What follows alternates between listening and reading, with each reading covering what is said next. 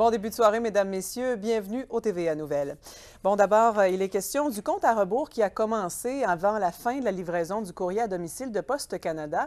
Alors, dès le 21 septembre prochain, vous devrez aller chercher votre courrier dans une boîte postale. C'est une mesure qui entraîne des coupures de poste dans la région, comme nous le raconte Marc-André Bouliane. L'arrêt de la livraison du courrier à domicile met des emplois en jeu en région.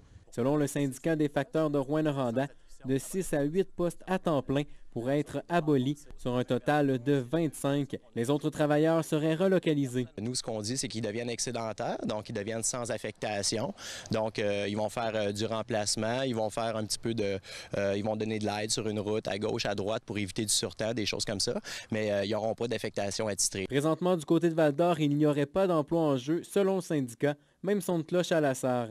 Dans mes réorganisations, c'est pas prévu pour cette année, mais on peut pas se fier, hein? Poste Canada arrive comme bon leur semble, puis paf, ils nous envoient ça à la dernière minute. Chez Poste Canada, on assure qu'il n'y aura pas de mise à pied. C'est seulement des postes qui ne seront pas remplacés. Dans les 5 prochaines années, on s'attend à 15 000 employés qui vont quitter Poste Canada, premièrement par la retraite, mais d'autres par trouver d'autres travail. Et puis, on va remplacer environ 6 à 7 000. Donc, on va faire cette réduction de nos effectifs par attrition. Pour ce facteur, l'incertitude face à son emploi est difficile à supporter. On file un peu de croche parce que c'est vraiment une incertitude. Surtout, c'est du cas par cas, mais comme dans le mien, ben là, j'ai une famille, fait que ça a un impact direct sur ma famille, là, étant donné que je suis seul avec mes 3 enfants.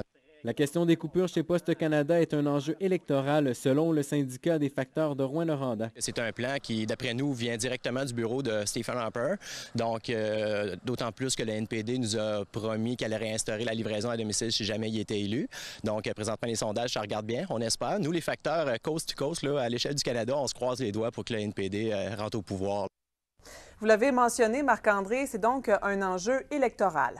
Catherine, le dossier de Poste Canada est un enjeu électoral. Plusieurs candidats de la région ont déjà fait savoir qu'ils voulaient commenter le dossier. C'est le cas du bloquiste Yvon Moreau, de la libérale Claude Thibault, de la néo-démocrate Christine Moore dans Abitibi-Témiscamingue. Il y a aussi le conservateur dans Abitibi-Bay James Nunavut EU, Stephen Hébert, qui a lui aussi fait connaître sa position et soutient qu'en 2014, Poste Canada a livré 1,4 milliard de lettres en moins qu'en 2006 et que Poste Canada doit équilibrer ses finances sans imposer de fardeau aux contribuables canadiens.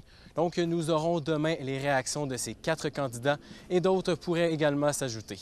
Merci, Marc-André. Je vous en prie.